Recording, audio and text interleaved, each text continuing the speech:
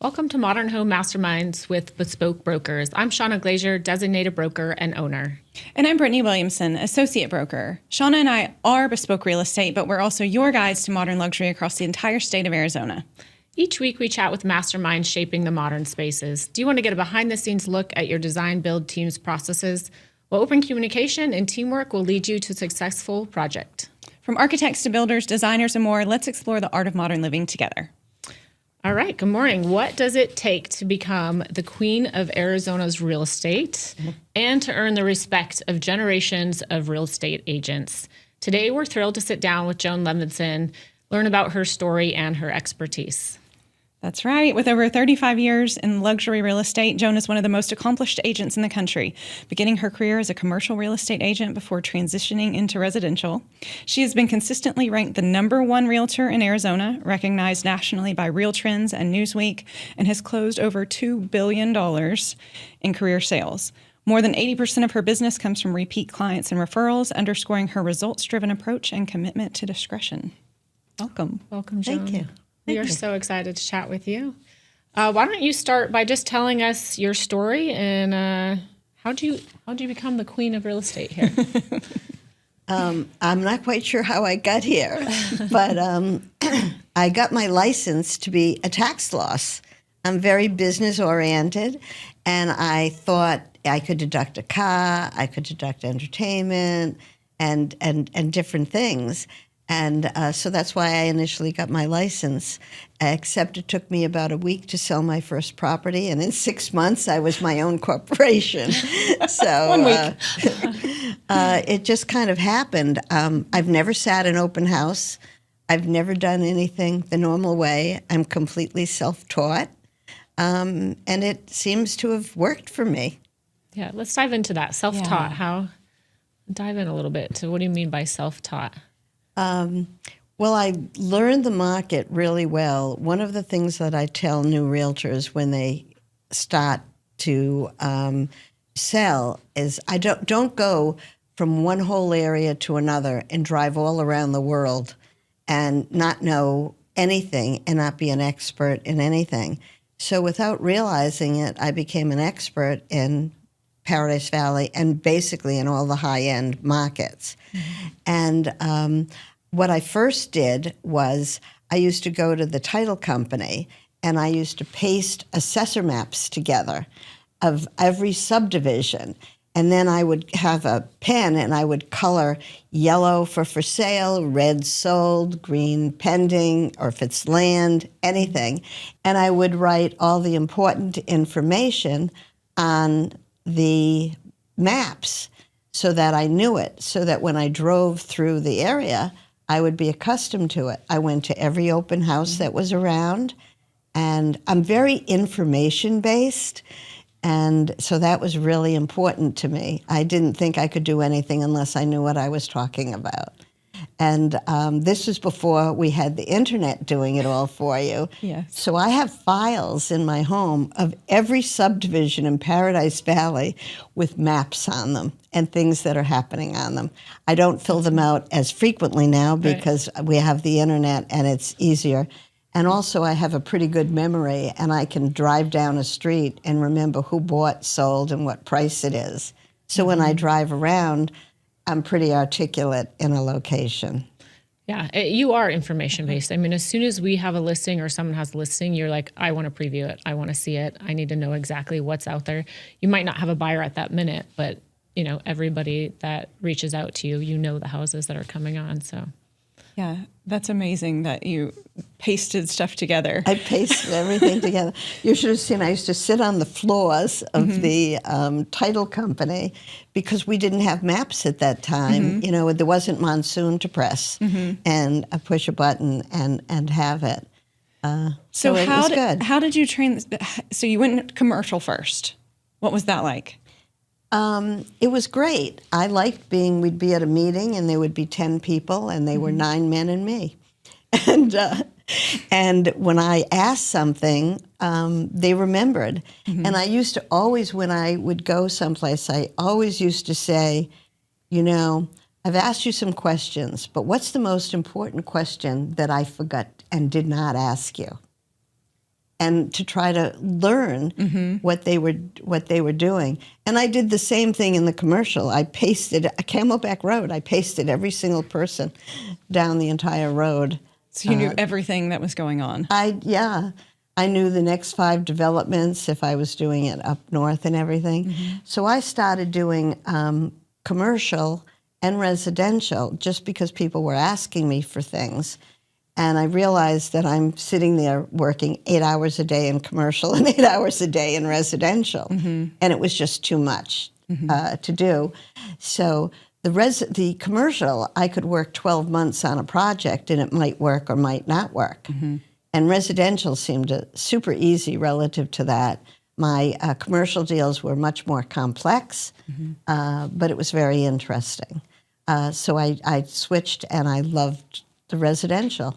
And it's been a passion for me. I just do it because I love it.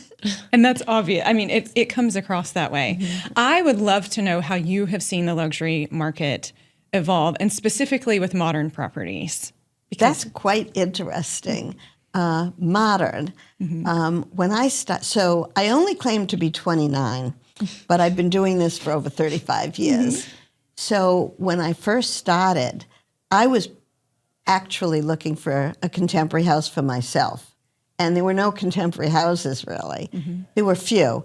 And the realtors used to tell me, if you're looking for contemporary or you need to sell a contemporary house, you need to price it lower because people are not into contemporary. And that's not what they want, which I found fascinating, fascinating. So I bought a piece of land and I built a contemporary house. And I built it with smooth plaster when people really weren't doing smooth plaster, 18-foot ceilings with a kitchen opening up to the family room because that's what I wanted. And people weren't doing those things then. And I picked a very good location, and it worked out really, really well. But it's really funny how it has evolved. And so now that's the hottest thing on the market. It is. Right? Did you interview architects when you built your house? I interviewed 10 architects. Oh, my goodness. And most of them wanted to give me their house. And we wanted our house. I didn't want anybody to tell me. I wanted their expertise, and I wanted to know they had good shapes and they could feel styles. But a lot of them had preconceived notions back then of what you are to build. And I wanted to build something that really wasn't built at the time. So it was pretty forward thinking now that I look back at it. Interesting. Yeah. What trends are you seeing in the luxury market right now that your buyers are wanting? So things change and they do evolve. Everybody, I think, would like good style. Some of the builders they're building themselves without designing, and they don't have design experience. People want cold plunges now. Several years ago, nobody even heard of a cold plunge or wanted one. Wellness centers. The older homes have steps. People don't want steps. I have a saying that people become Scottsdaleized when they come here. They could have come from New York or California and lived on 3 stories and not thought anything about it. They walk through 20 homes here. They realize they can have a house all on one level with no steps, and that's all suddenly that they want. What they have to have. I noticed that as well. So many of we were just with clients a couple of days ago that were saying, oh, we have 3 levels back in Atlanta, and here they want 1 level. Right. So it's funny. They had living rooms and dining rooms before. Now we have a great room. And if you can have a room on the side of the great room, that's even better, like a game room. The kitchen open to the family or great room, and then another game room on the side of that. That's terrific. If you can have a view, that's better. Many people come and they ask for, I want a flat piece of property with a phenomenal view. Right. It's kind of asking somebody to stand up and sit down at the same time. Right. Because if you're at the top of the mountain goes this way, right? So it's pretty difficult to get a backyard. And if you're down, if you can look up and see a good view, that's fine. But people don't realize that. And a lot of the people have to be educated to be able to understand what we have and what we don't have, and what you can get for what price, and what you will not get for certain prices. And that's where your expertise comes in, because you can rattle those things off. Well, it's been, I know just about every nook and cranny, especially in Paradise Valley, because I've done it for so long. So have you seen design mistakes that you feel, like you just mentioned the builders building without design mistakes that you feel affect the marketability of a home later on? Yes. There's a few different things.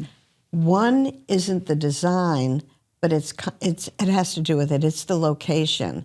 So what a lot of the spec builders are doing, some of the spec builders have gotten it pretty well to know what people want or what they need to put into it. One of the things they may be skimping on is they give you size, and they don't give you quality.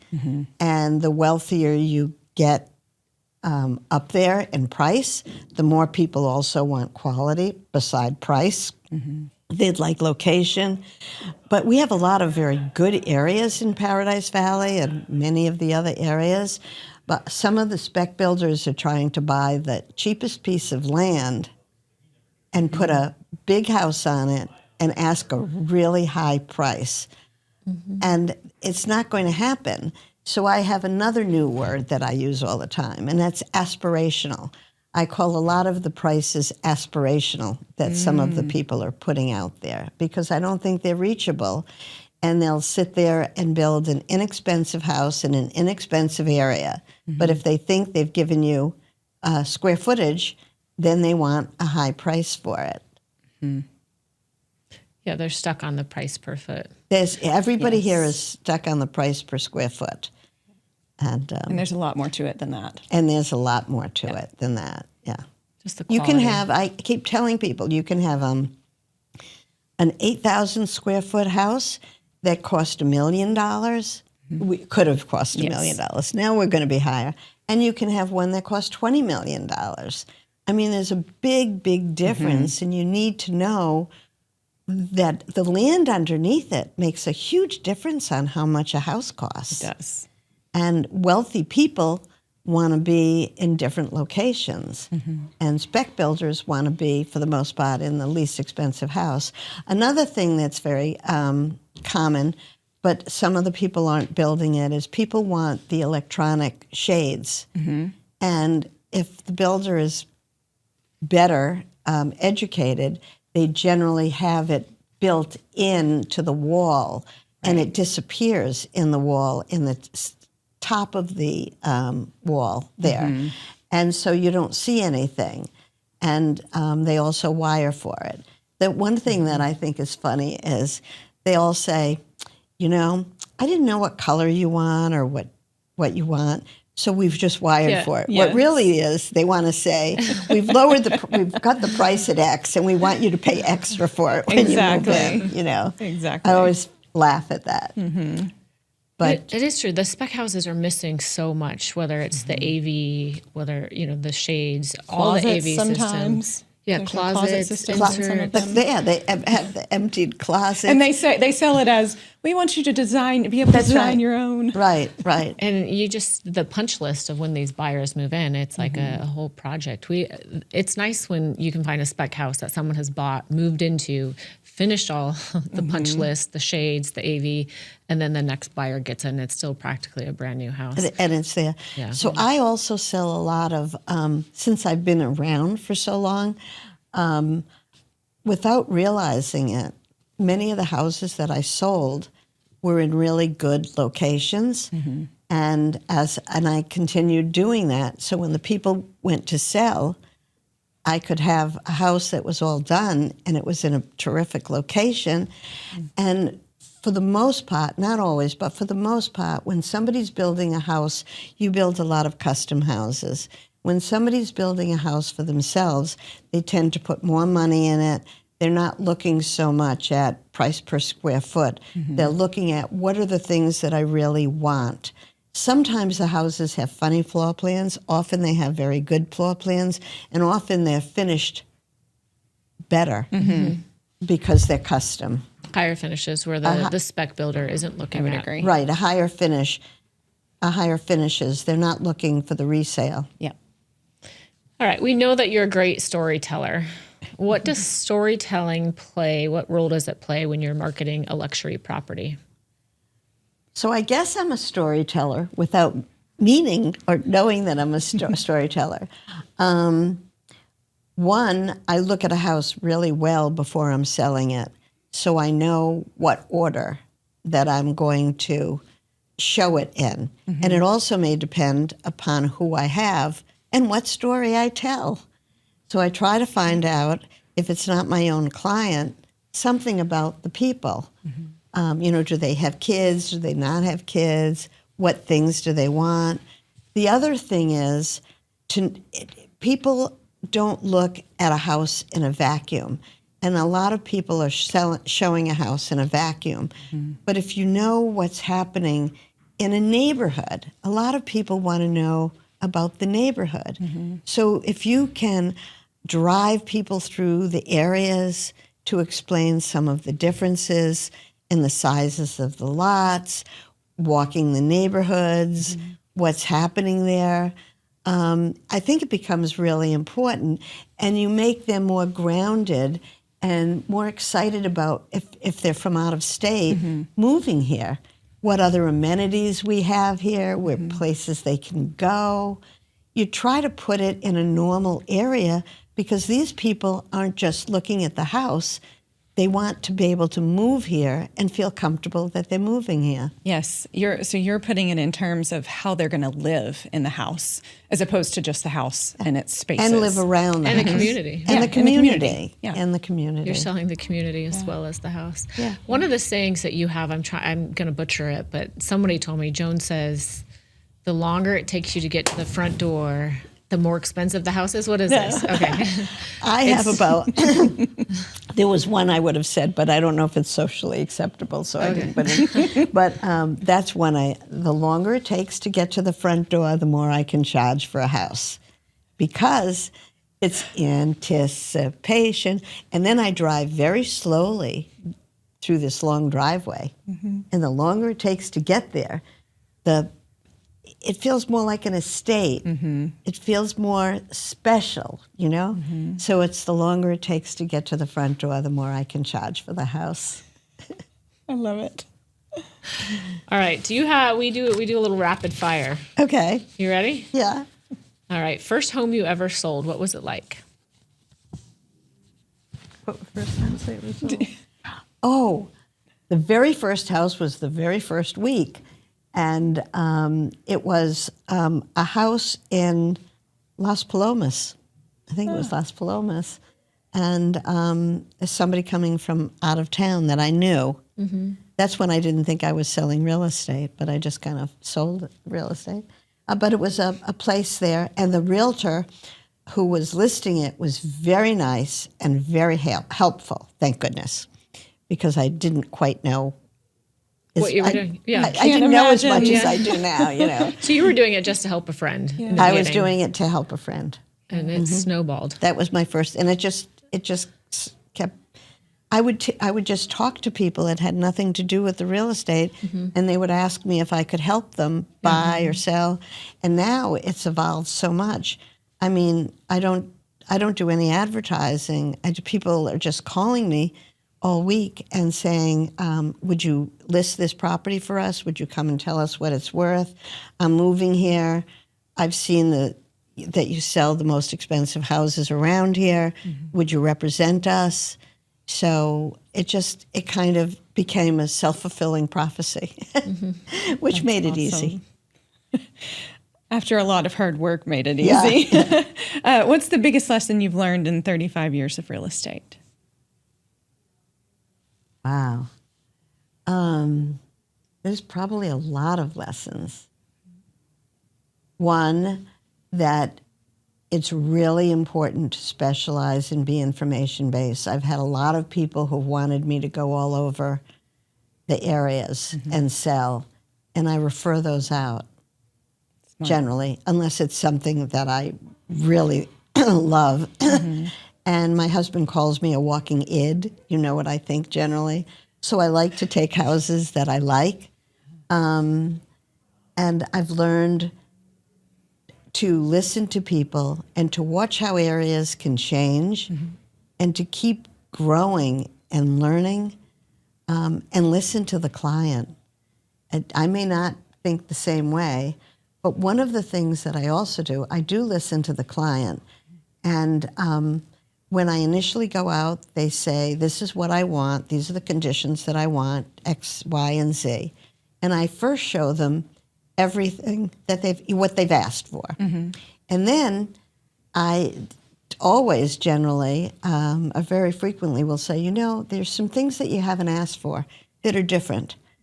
Some of them may be less expensive, some of them may be more expensive, but I think they may be worth looking at. So why don't we take a day and just look at some other things? And I put people in a car, and I don't tell them where I'm taking them, which is unusual. And I just take them into houses that I think are interesting. And 40% of the time, they're going to buy that other house that they hadn't thought about. Oh, my goodness. So you have to have the confidence to know if you've got some good properties or other other realtors' houses or things that you think might be interesting and might satisfy them, what do you have to lose by showing it? So what's very unusual is I don't send people the listings a lot all the time. People look at the pictures and they can't really feel the house. Right. And some people drive by and say, no, I don't want to see that. But then when they get inside, they say, hey, this is really cool. I really like it. Yeah, it's confidence, but also the key part to that is you listen to them first and you show them what they're asking for so they know, hey, Joan's listening to me, she hears me, but she's also creative and knows the market better than we do. I showed somebody, they flew in to see a contemporary house that I had, and I put it on the market. I put it under contract before they got here. It was still in its free look period, and they started looking around. And I said, that really took a while. I said, I have something that's really kind of interesting. It's not at all like this. And they were very contemporary buyer. And I said, I can't even get you to the inside of it, but I can take you on the grounds. It was a wealthy client. And I sold them a house that was built in the 1970s on several acres that was anything but commercial. Oh my God. Anything but contemporary. Yeah. So, Wild. but that took, a little bit to be able to say, hey, why don't you come with me? Little trust. Well, speaking of contemporary, what is your favorite type of architecture? Do you have one? If it's good architecture, I like several different kinds, but I would say my favorite is modern contemporary. I live in modern house. The French farmhouse is nice, but if it's an older house and it's got character, what I really like is if the house is finished well, if it's cool looking, maybe if it's different looking, and it doesn't have the normal setup, but it works. But it's kind of like a Miss America. It's the front of the house is really cool, or maybe the backyard is just a showstopper. So it can be different type properties that I like. Traditional that are done really well, I like as well. Phone always on, or do you ever disconnect? That's a really good question. My husband should be here for that one. We'll have him tune in. Exactly. I leave my phone on much more than I should. When I show a property, sometimes I'll bring a staff member, somebody else with me, and they take my phone.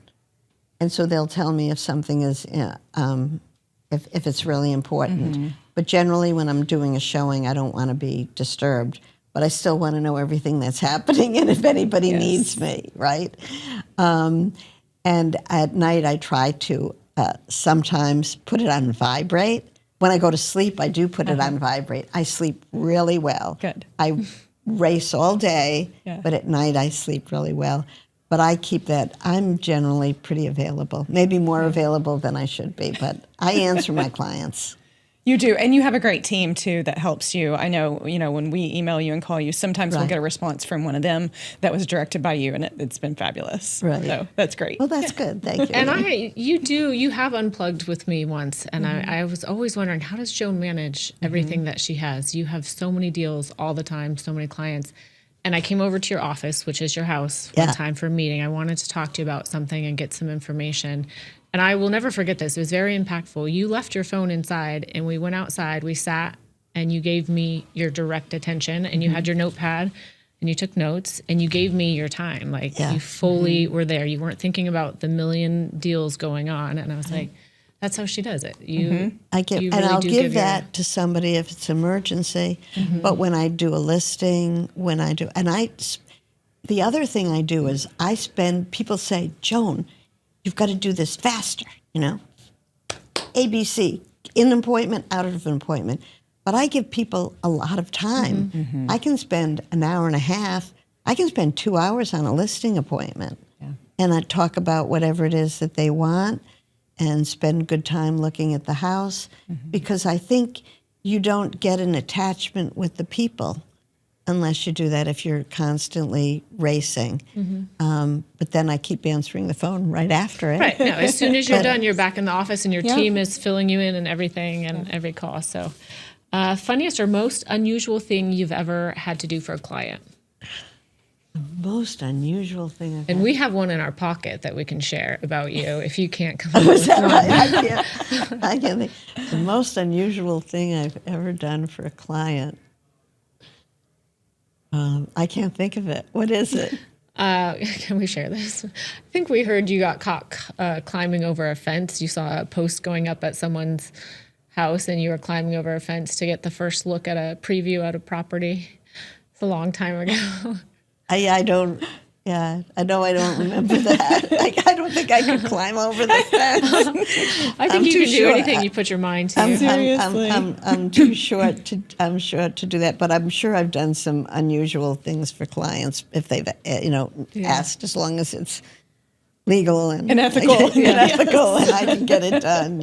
Yeah. But one of the reasons that I sell now, I'm obviously not going to live or die by any of the sales, but the people that I deal with are so interesting. I would never have the opportunity to meet these people, my clients, if I were not doing this. They're in many different professions. I'm fascinated. I'm more fascinated by what they do. And how they got there. And so I love meeting the people. I feel the same way. Yeah. It is so interesting to just kind of get to know people's lives and their stories, just like we've sat down with you today to learn a little bit more about your story, which I've always wanted to know more about. So I appreciate it. Thank you. Yeah. Well, we are going to link all of your contact information in our show notes, but we really appreciate you coming on the show today. Is there the best place you could tell our listeners where to find you? Maybe your website? My office is in my home, and it has been. I've always worked out of my home for 35 years. And Joan Levinson, 480-543-0006 is my number, and I just generally answer my own phone.